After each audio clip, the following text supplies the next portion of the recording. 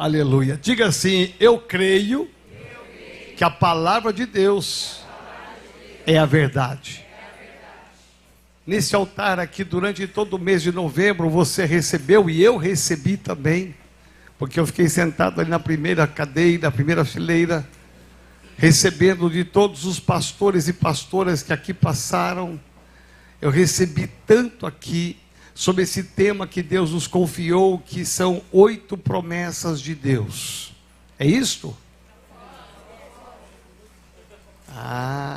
Diga assim: 8 propósitos. E por que é que nós ministramos esse tema? 8 propósitos. E hoje aqui é o encerramento, que é o 8º propósito. Tem muitos propósitos, porque nós entendemos à luz da palavra que Deus não é o Deus do acaso. Não aconteceu uma bênção, você estava andando assim, de repente, sem querer escapou uma bênção de Deus e caiu na minha vida. Oh, aleluia, ainda bem que escapou um pedacinho da bênção de Deus na minha vida. Não. A Bíblia diz que Deus é intencional. Intencional diz que Ele tem um propósito. Eu tenho propósito de abençoar. Eu tenho o propósito de fazer algo na sua vida. Não é o acaso, mas é uma intenção, há um propósito de Deus sério de abençoar a igreja, a noiva de Cristo. Então, quando eu tenho esse entendimento, essa revelação, tudo começa a mudar.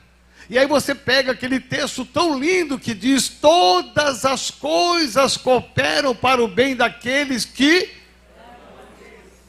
Então diga assim: todas as coisas sempre vão cooperar, porque elas são propósitos de Deus. E tem hora, gente, vamos ser sinceros, tem hora que a gente pensa que Deus esqueceu da gente, que não tem propósito algum, não tem intenção alguma, porque a coisa está tão ruim, tão feia, a coisa está tão difícil, que parece que o propósito de Deus sumiu. Mas nada escapa do controle de Deus. Deus está sempre no comando, no trono. Ele está sempre controlando tudo. Nada foge ao governo de Deus.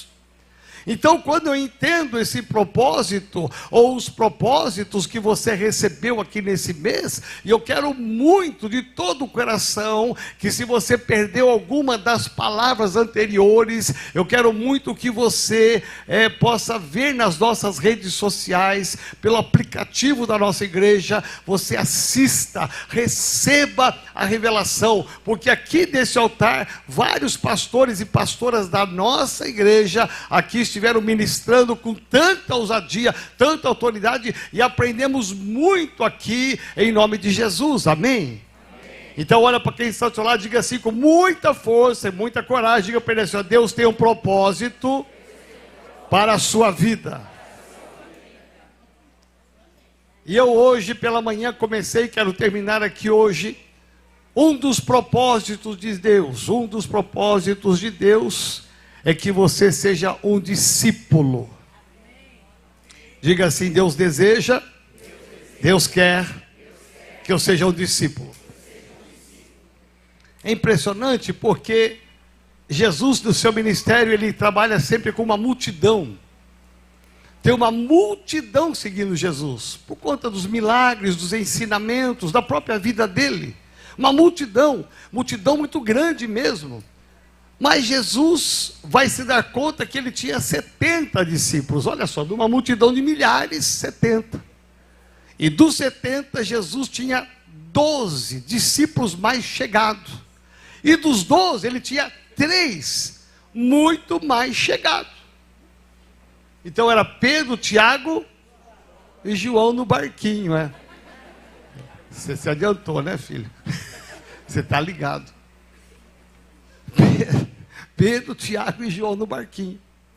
Você percebe que da multidão, por que a multidão toda não era discípulo? Não era composta de discípulos? Tem alguma coisa errada aí? Porque Deus tinha, através de Jesus, o propósito maior para algumas pessoas. Era para todos. Era para a multidão inteira, mas apenas 70 conseguiram pegar. Apenas 12 aprofundaram e 3 mergulharam. É impressionante porque isso fala com a gente. Porque você pode estar no meio de uma multidão muito grande e não ser um discípulo. Você pode não ser um discípulo. Porque você pode ser um crente, um religioso, um frequentador de igreja. Você pode ser um gospel. Você pode ser tudo o que você pensar. E pode frequentar a igreja, a célula, e não ser um discípulo. E foi isso que Deus falou comigo nesta semana que passou para encerrar essa série. E eu quero, você que não veio pela manhã, eu quero muito que você assista e veja a ministração toda, porque há algumas características muito fortes. E o primeiro texto que diz assim, lá em Mateus capítulo 10, verso 25, basta ao discípulo ser como o seu mestre. Olha, o discípulo tem que ser como o seu mestre, e ao servo como o seu senhor. Jesus falando, ele está dizendo o seguinte: eu abro mão da minha vida para ser igual ao meu mestre. Eu abro mão da minha vida para ser como o meu senhor. Eu saio da frente para dar lugar ao outro. Isso é uma grande dificuldade para muita gente. Porque muitas vezes existe um cristianismo sem Cristo. É um cristianismo mais humanizado, onde o homem é o centro, né? E você vai perceber escândalos aí, aos montes em muitas igrejas, porque foi humanizado. O homem é mais valorizado do que o próprio Cristo. Tem igrejas que quando o pastor entra, todo mundo, nada conta, fica em pé em reverência e bate continência.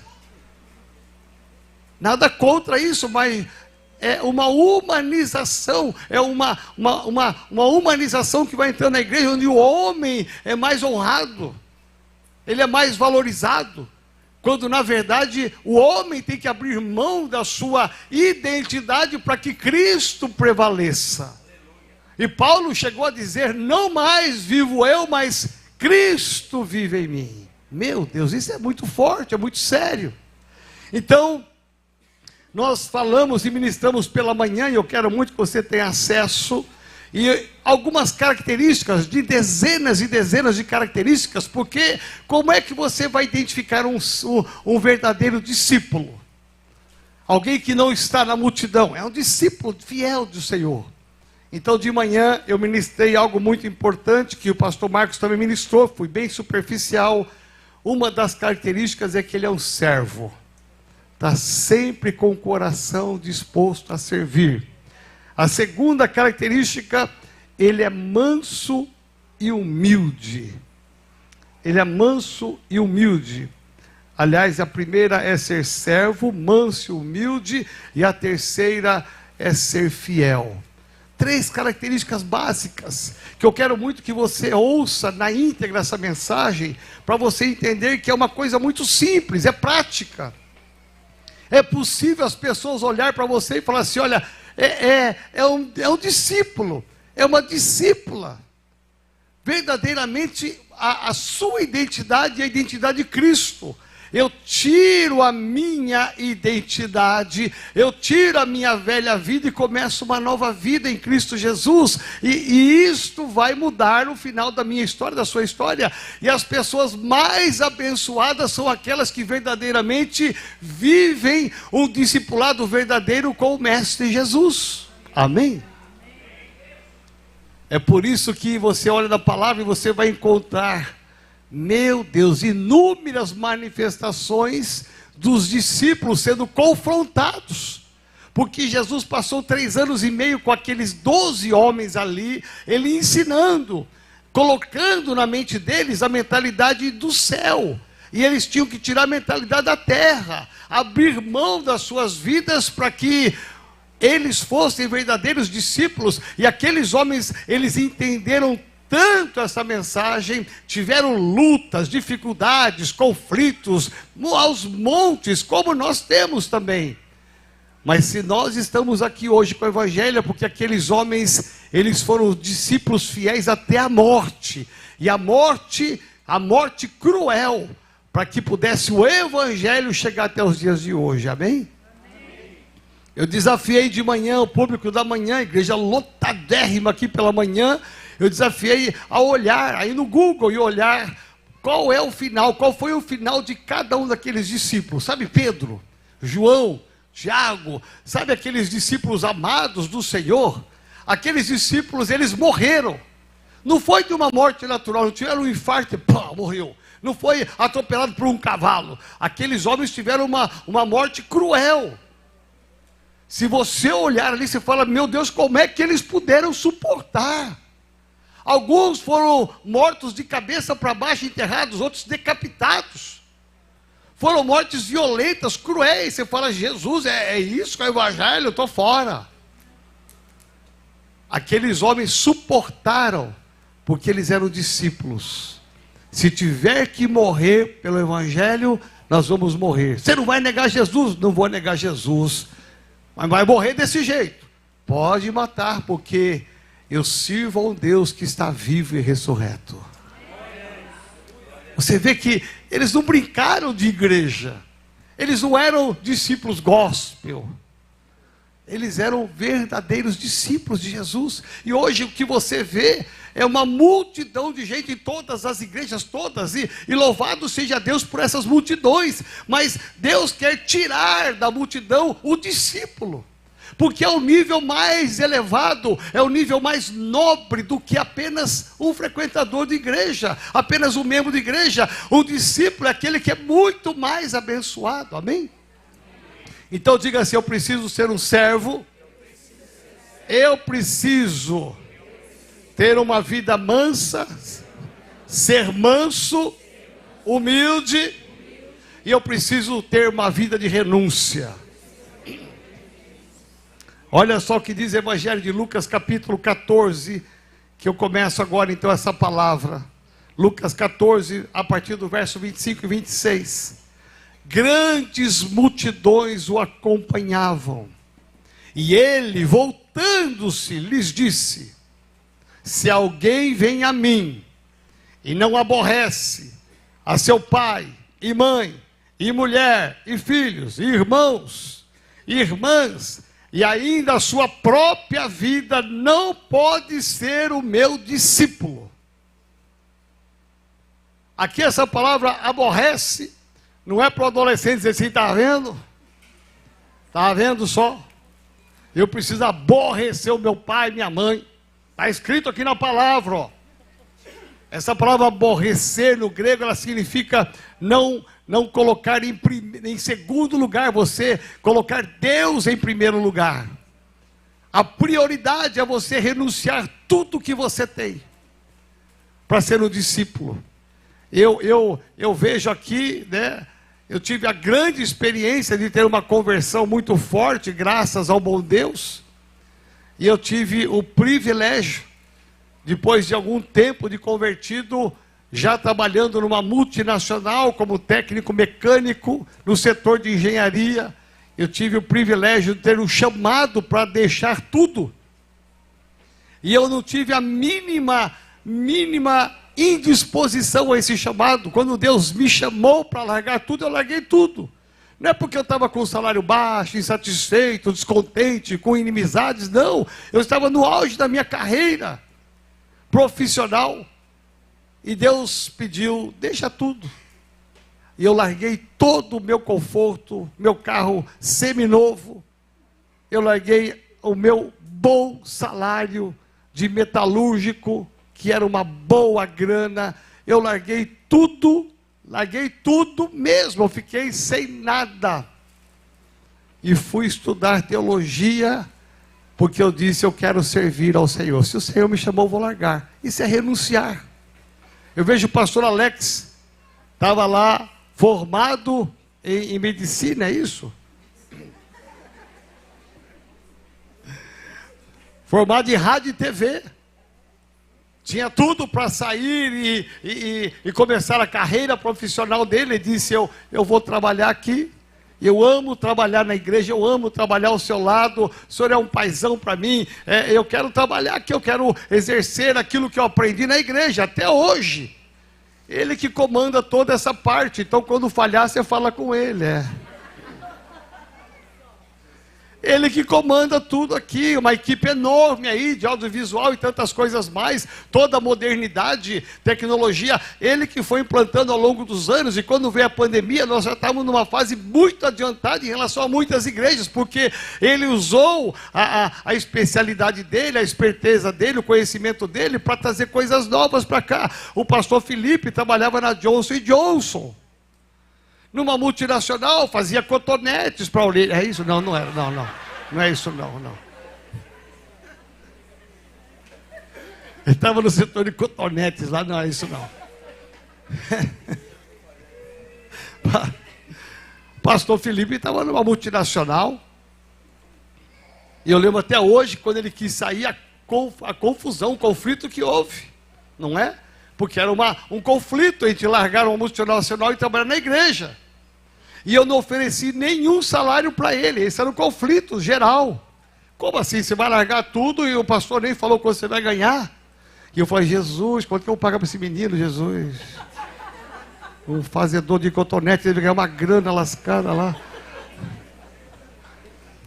Eu vou oferecer o que para esse menino? E ele não queria nem saber, porque ele estava tão apaixonado pela obra, pela turma aqui, né, pastor? Então, ainda jovem, você tinha quantos anos na época?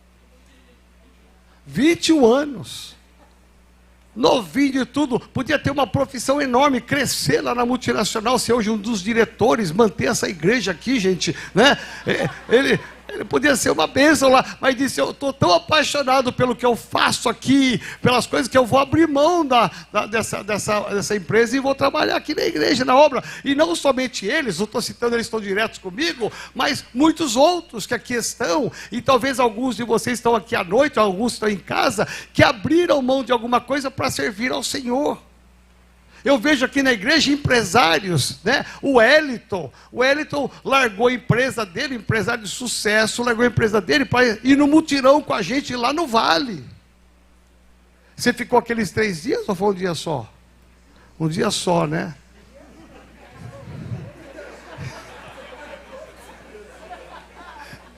Também 3 dias é muito, né, filho?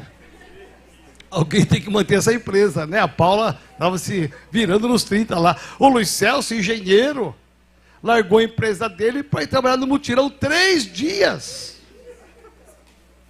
Gente que não levou nem roupa. Porque foi, na última hora, viu que não ia terminar num dia, foi para outro dia, e aí, vamos para outro dia, 3 dias. Gente, o pessoal não tinha levado nem cueca, virou do avesso.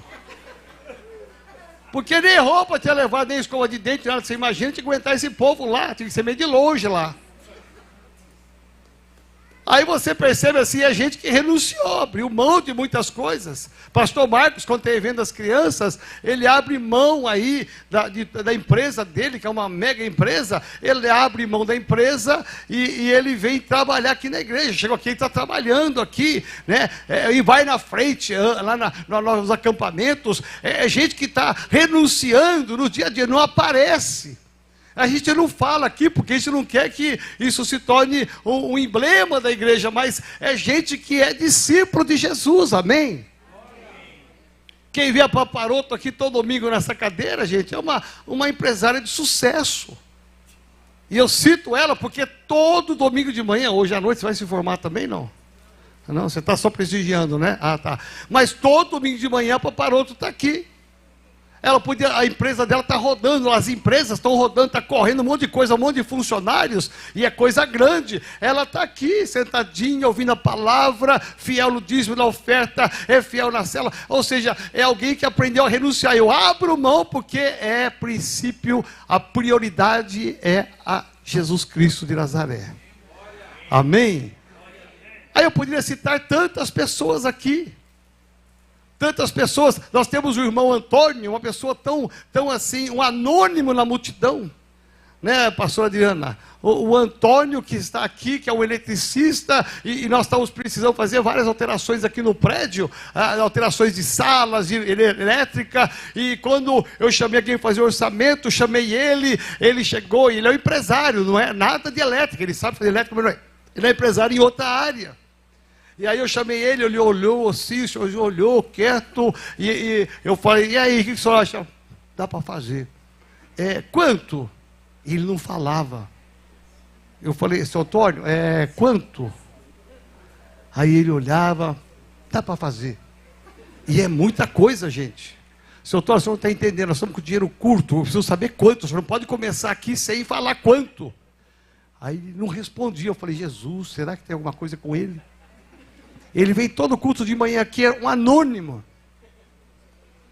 Aí ele disse assim, eu não vou cobrar nada. Sabe por quê? Toda vez que eu abro mão das minhas coisas e sirvo ao Senhor, trabalho para o Senhor, Ele me abençoa. Eu falei, seu Antônio, eu sei, mas cobra alguma coisa. Não vou cobrar nada. Seu Antônio não quis cobrar. O William podia ter cobrado uma fortuna lá, na área de drywall, tantas coisas mais, cobrou um preço tão justo ali para a gente, tão coerente. É gente que Deus abençoou, porque abriu mão de ganhar muito dinheiro, porque é a obra do Senhor, porque Ele sabe que está semeando numa boa terra. E quando passou um mês que o seu Antônio está trabalhando ali, ele me disse, olha, apóstolo, Deus já me abençoou. No primeiro mês que eu trabalhei aqui, Deus já me abençoou. Caiu já uma bênção na minha empresa, depois eu vou contar para o senhor. Eu falei, oh, aleluia, quero saber. Amém? Sabe por quê? Gente que aprendeu a renunciar, cada um num nível de renúncia, uns mais, outros menos, não tem importância, a gente abre mão daquilo que tem. Você vê a Belzinha, que é empresária, você vê a Sheila, que é empresária, você vê tanta gente aqui na igreja, poderia citar tantos casos aí, que poderiam estar ganhando dinheiro fora, trabalhando fora, e fazendo tanta coisa, está aqui pagando preço direto na igreja, abre mão da empresa, vem para cá, sai mais cedo, negocia com os funcionários, vem para cá, né? O João Alves, que trabalha ali, que é vendedor de apartamentos, meu irmão, ele muitas vezes abre mão de ir lá no plantão, e ele avisa, não vou no plantão, ele vai lá para o mutirão no vale. O Mário é a mesma coisa, não sei se isso é uma síndrome dos cameraman, mas é tudo pintor, né? Não sei se é uma regra, o pastor Alex estabeleceu, só vai ser cameraman quem é pintor, quem vai para o vale no mutirão. Aí tem uma turma aí que só vai para o vale, né? Mas você vê, é renúncia. Então diga assim, um discípulo verdadeiro é aquele que renuncia. Jesus disse em Mateus 6,33, buscai em primeiro lugar o seu reino e a sua justiça, e todas essas coisas vos serão acrescentadas. É prioridade. Eu abro mão das minhas coisas para servir ao Senhor, Ele vai me abençoar, está aqui na palavra. Todas as demais coisas vão ser acrescentadas. Eu preciso confiar nisso. Então, tem hora que eu tenho que renunciar o tempo para mim mesmo, o tempo para algumas coisas, para que eu possa priorizar o reino. E quando eu priorizo o reino, diz aqui a palavra que todas as coisas serão acrescentadas, não vai faltar nada. É você confiar. Então, o discípulo, aquele que está sempre renunciando, é para parar, eu paro, se é para ir, eu vou. Ou seja, eu tenho uma renúncia na vida, eu estou sempre pronto a renunciar as minhas coisas para Jesus. Amém, gente? Amém. Quando nós ganhamos a propriedade Serra da Cantareira, uma propriedade que vale 30 milhões, é pouco ou é muito? É muito. Eu disse para a proprietária, para a empresária, a Elza, para o Mário, eu falei assim, mas vocês não vão querer nada, nem 1 milhão, nem 1 milhãozinho, nada, porque se tiver 1 milhãozinho, o Antônio paga. Aí eu disse, não quero nada, eu quero dar tudo para a igreja. Você vê, é pessoa que renunciou. Podia dizer assim, não, me dá 1 milhão aí que está feito, pastor. Ia ter que juntar todo mundo e pagar 1 milhão para essa mulher, que já está ganhando 29 milhões. Mas ela disse, não quero nada, é tudo para a igreja. Quando o Roger e a Fernanda doaram uma casa lá em Matão, que hoje é uma igreja nossa, né, Roger? Lembro até hoje. Nós fomos de avião lá para conhecer a casa e orar e profetizar. Gente, é bênção de Deus. É gente que abriu mão de muitas coisas, de coisas pessoais. Podia ter vendido aquela casa na época por 300, 400 mil reais e feito dinheiro para eles. Mas nós abrimos mão, renunciamos o que temos para que o reino seja estabelecido. E hoje tem lá uma igreja com muitas pessoas salvas, convertidas para a glória do nome do Senhor Jesus. Chegou agora um empresário na igreja e o pastor Israel mandou para mim uma foto de um data show caríssimo, né? Mandou a marca lá e só mandou as fotos. Falei, ai meu Deus, quer ver que ele vai pedir para mandar dinheiro, né? Falei, Jesus Cristo, já pensei assim, comecei a suar, né? Aí, e tinha um painel, um telão, aí eu falei assim, o que é isso, filho? Chegou o empresário na igreja aqui agora e o empresário está doando. Eu falei, oh, aleluia, né? O empresário está doando. E quando ele falou doando, eu falei, ai Jesus, né? Está doando tudo isso, quase não usou e ele está doando para a igreja. Eu falei, aleluia. Você vê, porque alguém renunciou o que tinha para semear na vida de outros. Você vê, a renúncia. Quantas células nós temos? Quase 90 células aqui na igreja. São pessoas que abriram as suas casas, renunciando a quarta-feira, renunciando o sábado, para abrir a sua casa, e vamos que convenhamos, né? Toda semana, né, Aurilene? Lá no Capão, Francisco, né? Toda semana, toda quarta, e aquele povo que às vezes é uma prova, mas ela está lá firme e forte, não está? Que eu estou vendo uma galera hoje aqui, hein? Cadê os cearenses aí? Eu falei, ó. Aqui a cearense está tudo concentrado aqui, até a Mara está aí hoje, Jesus Cristo poderoso. Aí você vê assim, toda semana, pagar o preço, ela podia estar toda quarta descansando, fazendo as coisas dela com o Francisco, passeando no shopping, toda quarta indo viajar. Não, toda quarta minha casa é uma casa de oração. É gente que só faz isso quem renuncia. Quem não renuncia não faz. Amém, gente? Amém. Ser líder de célula, ser líder de setor, de área, é gente que renuncia. Renuncia muitas coisas para estar gerenciando e comandando toda essa estrutura. Então diga assim, faz parte do discipulado renunciar muitas coisas. Em quinto e penúltimo lugar, para você ficar bem animado, o discípulo, ele tem um coração ensinável.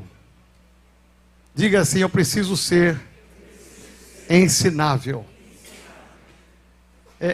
Olha só o que diz a palavra de Deus, Mateus 9,13.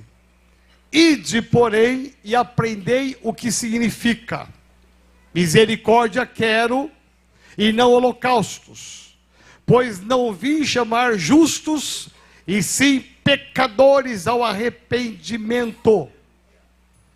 Olha o que Jesus está dizendo: aprendei, aprendei. Ou seja, um coração ensinável. Eu não quero holocaustos, eu quero um coração ensinável.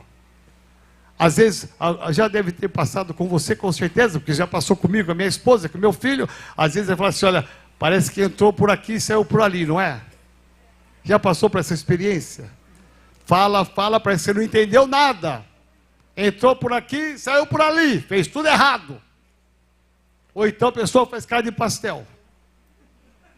Eu estava lá nos Estados Unidos com meu filho, com a minha esposa. Aí nós estávamos lá fomos devolver o carro que nós alugamos. E o rapaz não sabia que eu não sei nada de inglês. E aí o Peri chegou lá, e eu do lado dele assim. Aí o cara respondeu, e ele olhava para o Pedro e para mim, e eu fazia assim, ó.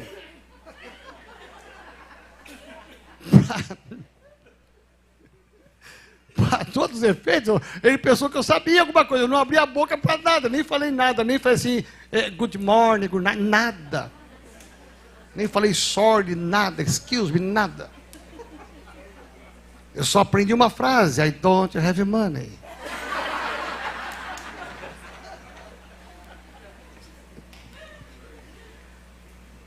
Mas entrou aqui, saiu ali, eu falei, deu tudo certo, filho, deu. Aleluia. E às vezes é assim. A gente ensina alguém, né? Anos e anos e a pessoa faz errado, porque não tem um coração ensinável. Um discípulo tem um coração ensinável. Você tem que estar pronto, um coração ensinável, pronto a abrir mão das suas questões, dos seus valores, para entender as questões da palavra de Deus. Eu preciso ter um coração ensinável, porque a nossa vida antes de Jesus era de um jeito, agora é de outro. Eu preciso aprender, eu preciso ter um coração ensinável. Ensinável porque agora vem os valores do reino sobre a minha vida, e eu preciso pegar esses valores de reino e aplicar na minha vida.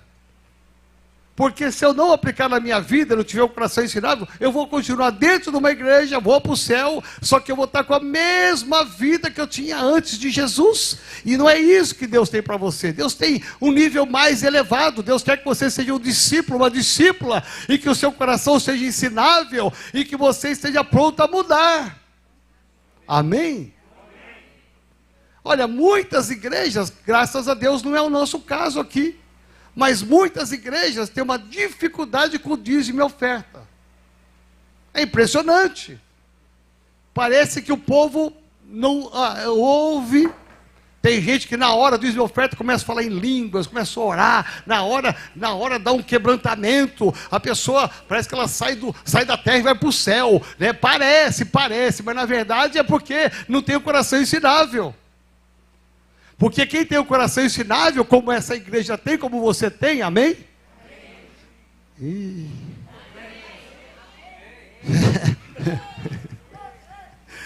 Quem tem o coração ensinável aqui, amém? Amém. Oh, aleluia, que susto! Jesus de Nazaré, pastor Felipe, o que é isso?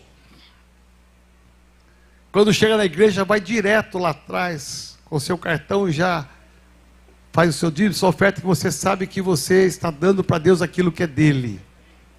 Pronto.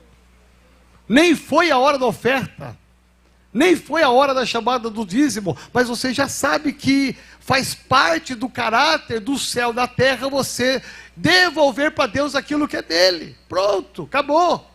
E quem faz isso é muito abençoado, quem faz isso é muito abençoada, mas só pode fazer isso quem tem o coração ensinável. Quem não tem, falou em dinheiro, fecha o coração e vai pensar num monte de coisas erradas. Por quê? Porque não tem um coração ensinável, porque quem tem um coração ensinável, ele está sempre aberto para viver as coisas da palavra de Deus, não é da igreja, é da palavra de Deus. Então, eu tiro as coisas terrenas e coloco as coisas celestiais da minha vida, e uma das áreas mais difíceis das igrejas entenderem é essa.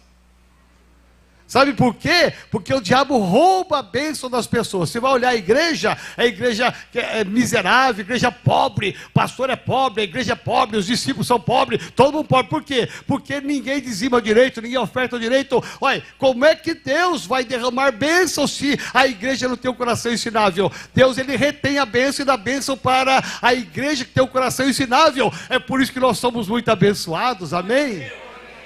É. Agora a igreja tem uma padaria, você sabia disso? Outro dia o meu líder de célula disse assim: pastor, o senhor comprou uma padaria? Eu falei: o que eu saiba ainda não. É, porque eu fui na padaria pagar a conta e apareceu lá a padaria, não sei o que, renovada.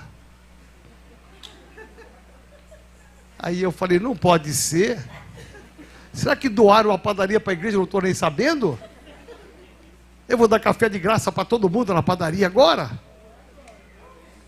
Aí ele falou: não, é verdade, é verdade. Aí ele foi lá e pegou o comprovante do cartão e mandou para mim. Padaria, eu esqueci o nome todo, Bosque Renovada. Eu falei: já é uma palavra profética. Eles mudaram faz 4 meses. Há 4 meses mudaram e colocaram renovada. Sabe por quê? Quer atrair a bênção de Deus para a padaria deles. E vão atrair. Você pode aplaudir ao Senhor?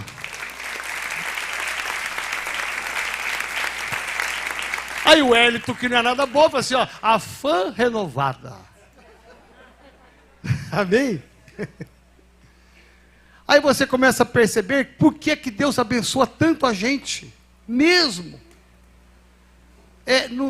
Nós não pedimos, não clamamos, não é o foco nosso pedir as coisas para Deus materiais, não é. Você nunca vai me ver aqui pedindo: Deus, dá um terreno, Deus, nunca. Mas Deus dá, sabe por quê? Porque aqui nessa igreja tem pessoas com coração ensinável, em todas as áreas, inclusive na área do dízimo e oferta. Amém? Então por isso que não precisa fazer um grande apelo, por uma orquestra atrás, na hora do dia da oferta, né? Por uma orquestra com violino, é bonito até, né? Para comover os corações, né? E baixa a luz, e sai fumaça, para ver se os irmãos doam alguma coisa. Não. Aqui vem um pastor ou uma pastora e fala a palavra, não é? Lê a palavra, compartilha um texto e faz chamar. Pronto, acabou. Amém? E os testemunhos estão aí, a pastora Bárbara ministrou aqui, ela falou quantas pessoas chegaram na igreja aqui de um jeito e estão de outro. Chegou com uma bicicleta velha, acabada, e hoje está com a bicicleta Caloi 10, não é? Uma bênção. Amém, gente? Amém. E assim é a minha vida, a sua vida. Então diga assim: eu preciso aprender a renunciar e a ter um coração ensinável. E por último, em sexto lugar, é 7? Acho que é o sexto, hein? São 7 no total. Em sexto lugar, obrigado, esses meninos são feras. Pleno de amor. Diga assim: eu preciso ser cheio de amor. É interessante porque nós precisamos ser conhecidos como uma igreja próspera, abençoada, mas principalmente uma igreja que ama. Nós não precisamos ter uma placa lá: Igreja Renovada do Amor, porque às vezes a placa não reflete o que está dentro. Nós precisamos ser uma igreja composta de homens e mulheres, de discípulos que amem verdadeiramente, porque João 13:35 diz assim: nisto conhecerão, olha só, todos que sois meus discípulos, se tiverdes amor uns pelos outros. Jesus está dizendo o seguinte: nós só seremos conhecidos se nós tivermos amor uns pelos outros. Eu me lembro de uma ocasião, olha só o nível que chega de uma igreja que não tem amor. Uma igreja do interior, São José do Rio Preto, não vou falar o nome dessa igreja, é outra igreja, não é nossa, graças a Deus. Aí tem uma lanchonete em frente à igreja, e a igreja é de frente com a lanchonete. E aí estava tendo uma assembleia na igreja, uma assembleia que ficou calorosa, pegou fogo, e aí de repente sai 10 pessoas na calçada, e sai o pastor com mais um líder lá, e os dois começaram a se atracar. É na calçada que ele vai resolver isso aqui. E os dois começaram a se atracar com soco. O pessoal da lanchonete, vendo aquela barbárie, levantou e foi lá separar. Você imaginou? O que eles pensam? Melhor ficar no bar aqui do que naquela igreja. Jesus Cristo, que é isso? O pessoal sai na mão ali, meu. Que é isso? Que, além de não ter amor, tem agressividade, carnalidade pura. Aí você começa a perceber assim que falta a essência do amor. E o mundo, gente, é carente do amor. Nós somos carentes do amor aqui mesmo, aqui dentro. Nós precisamos amar uns aos outros, mas quem chega de fora, ele não quer saber da doutrina da igreja, dos bens da igreja, ele quer saber se alguém possa amá-lo, se alguém possa amá-lo do jeito que ele é, com os problemas dele, com as necessidades dele. Ali, é essa a igreja que ele vai ficar, a igreja que amar ele, que ele sentir-se amado, querido. Amém? Por isso que Jesus vai dizer assim: nós só seremos conhecidos se nós amarmos. 1 João 4,16. E nós conhecemos e cremos no amor de Deus que tem por nós. Deus é amor. E aquele que permanece no amor, permanece em Deus. E Deus nele. Amém? E por último, eu quero que você fique de pé, então, em nome de Jesus. Em sétimo, último lugar, um verdadeiro discípulo é aquele que produz frutos. Deus quer encontrar em você frutos. É interessante, quando a gente fala de frutos, Jesus diz assim: nisto é glorificado meu Pai, em que deis muito fruto, e assim se tornareis meus discípulos. Eu só posso me tornar um discípulo quando eu der fruto. E eu olho assim a natureza, eu fico assim vibrando com a natureza. Porque a natureza, você fala assim, eu quero produzir frutos rápidos. Aí você planta milho. Você planta milho, em 3 meses você tem uma colheita de milho. 3 meses. Mas se você quer uma jaca, você planta ela hoje, daqui 10 anos, vai dar a primeira jaca. Eu quero uma castanha do Pará, que é tremenda. Você planta hoje, daqui 40 anos, vai dar a primeira colheita. Você fala, eu quero é o milho. É mais rápido. Mas se você quer ter uma durabilidade no ministério, uma durabilidade na fé, coisas duradouras, plante coisas rápidas, produza frutos rápidos, produza frutos a médio prazo e a longo prazo. Pense lá na frente. Nós compramos um prédio aqui, uma grana. Nós estamos plantando uma semente que vai durar a vida toda. É pensando em 30 anos, 40 anos, 50 anos. Muitos de nós nem vamos estar aqui. Mas a geração que virá, fala assim, aquela geração enxergou pela fé que nós estaríamos aqui um dia nesse prédio. Amém? Então, entenda que quando você produz frutos, é quando você exerce 2 coisas. Você exerce os dons e talentos no ministério. Talvez você não saiba dançar, não saiba cantar, não saiba tocar, não saiba dirigir uma célula. Não sei ser dirigente. Mas eu posso abrir a minha casa.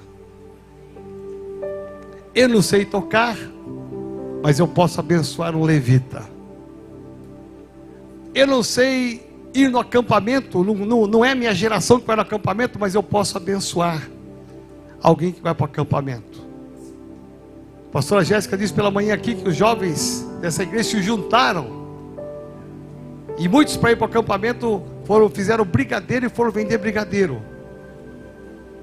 Alguns irmãos da igreja falaram assim, olha, eu não vou, mas eu vou pagar 3 jovens para ir. Olha que lindo. Você vê que eu produzo frutos. Teve um irmão da igreja uma vez que disse assim, olha, eu quero semear na vida de alguém, eu não quero nem que me comente o meu nome. Eu vou pagar integralmente uma inscrição do encontro com Deus. Era de mulheres, viu, pastora Bárbara? E o senhor vai escolher aí quem é que o senhor quer abençoar. Naquela semana a pastora Bárbara me ligou e disse assim, olha, está uma luta aí com umas irmãs e tal, o que a gente pode fazer? Eu falei, ter uma inscrição inteirinha para dar para uma pessoa. Você escolhe e semeia na vida de alguém. É uma pessoa que está frutificando. A pessoa foi lá, foi abençoada, nem sabe quem semeou, mas alguém frutificou. Mas também fala quando você produz vidas para Jesus, quando você começa a ganhar vidas para Jesus. Hoje pela manhã tinham muitos visitantes aqui de primeira vez. E tivemos muitas vidas que aceitaram a Jesus. Maravilhoso, tremendo. Sabe por quê? Porque nós estamos entendendo, os discípulos, que eu preciso trazer alguém. Eu preciso convidar alguém. Eu preciso orar por alguém que está no caminho errado, nas drogas, em outras religiões. Eu preciso trazer essas pessoas para Jesus. Este é o maior ministério que Deus nos dá. É a maior bênção. A pastora Jéssica falou de manhã de Nazaré das Farinhas, na Bahia. A pastora Suzane foi lá, né, pastora Suzane? É uma cidade de praia, não é? De água de coco, é isso? Lá não tem praia, não tem Disney, não tem nada. Tem Disney lá, não? O Mickey passou por lá? Não passou. Uma cidade pobre, Nazaré da Farinha. Lá nós estamos com a nossa igreja. Irmãos se levantaram aqui, a igreja, parte do dízimo foi para lá. para abrir a igreja, para patrocinar a igreja. Vai lá ver quantas vidas se salvaram, tiveram batismo recentemente lá agora, mandaram as fotos. Gente, eu vibrei, eu falei, é isto, é a igreja marchando, investindo nessas vidas, aquele povo duro, difícil, complicado, aonde o candomblé, o espiritismo, macumbaria prevalece. Chegou o evangelho verdadeiro. Pastor Daniel lá da Itália mandou a foto dos 2 anos de igreja, a igreja ali lotada. Meu irmão, nós investimos lá, a igreja investiu lá, os dízimos foram para lá também, e hoje nós podemos colher as vidas que foram salvas ali. Os italianos duro a beça, você não tem nem ideia, que gente dura para aceitar Jesus, mas eles estão lá batendo aquela rocha. E Deus tem feito uma obra, porque o que nós vamos apresentar para Jesus são as vidas que nós vamos ganhar aqui nessa terra. Amém? Louvado seja Deus. Coloque a mão no seu coração, feche seus olhos e diga assim comigo: Senhor Jesus, eu quero sair daqui hoje com o meu coração transformado. Eu quero sair da multidão para ser um discípulo. Eu não quero ser mais um no meio dessa multidão. Eu quero fazer a diferença. Eu quero ser um discípulo fiel. Eu quero aprender tudo, que o meu coração seja ensinável e que eu possa ter mudanças, para que todos saibam que o Senhor vive em mim e que eu vivo no Senhor. Em nome de Jesus, me ajuda, Senhor, a cumprir a missão que o Senhor tem me confiado, lá onde eu trabalho, na minha empresa, que eu seja a boca profética, para falar do Senhor.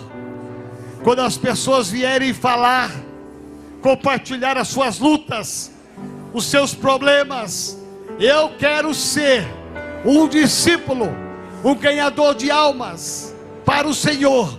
Usa a minha empresa, usa o meu trabalho, usa onde eu estudo, aonde eu convivo, que eu possa ser um discípulo, um grande ganhador de almas, em nome de Jesus. Amém e amém. Amém. Você pode aplaudir ao Senhor. Aleluias. Eu quero perguntar aqui, eu disse pela manhã, repito aqui: antes de ser discípulo tem uma etapa anterior. É você entregar a vida para Jesus. Tem um começo, tem um início, há um princípio. E antes de eu ser um discípulo, eu preciso ser filho de Deus. E só pode ser filho aquele que aceita Jesus como o único Senhor e Salvador. Eu não estou falando de igreja, de religião, de doutrina. Eu estou falando de um homem chamado Jesus, que morreu na cruz do Calvário pela nossa vida, pela minha vida. Ele é o centro da igreja, Ele é o centro da nossa fé. Não existe cristianismo sem a cruz. Então, se você entrou aqui no meio dessa multidão, pela primeira ou outras vezes, e nunca levantou a sua mão, nunca teve a coragem de levantar a mão e dizer: eu quero entregar a minha vida para Jesus. Ou talvez você entrou aqui, você estava afastado por várias razões da igreja, por vários motivos, e você hoje decide voltar. Eu não quero ser um na multidão, eu quero ser um discípulo, e eu preciso voltar para essa casa. Aonde você estiver, levante uma das suas mãos bem alta, e eu quero orar com você. Amém? Quero te dar 1 minuto para você pensar, e 30 segundos para você pensar, para você vencer esse conflito que está dentro de você. E se alguém que precisa, tenha coragem de levantar a mão, porque eu quero orar com você. Amém? 15 segundos. Alguém que precisa tomar uma decisão por Jesus. 5 segundos. Vou te dar mais uma chance aí. Ok? Aleluia. Então diga assim: graças a Deus, a minha vida já é de Jesus, e eu já estou no caminho de ser um bom discípulo. Amém. Aleluia. Pode se assentar em nome de Jesus.